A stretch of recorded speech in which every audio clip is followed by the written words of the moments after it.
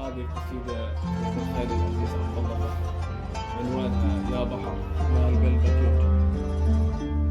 يا بحر، يا بحر قلبك يوجعك، بس قل لي من ايش؟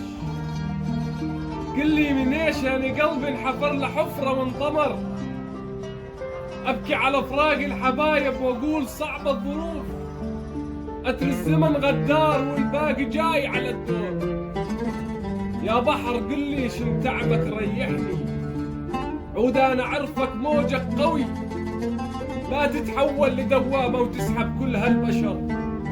ارد افتهم فهمني منهم زعلك، اعرف غدر البشر خلى الغيوم من الابيض للاسود تنقلب، بس انت فهمني ليش زعلان تبكي على زمن غدار لو حب قلبك فضل.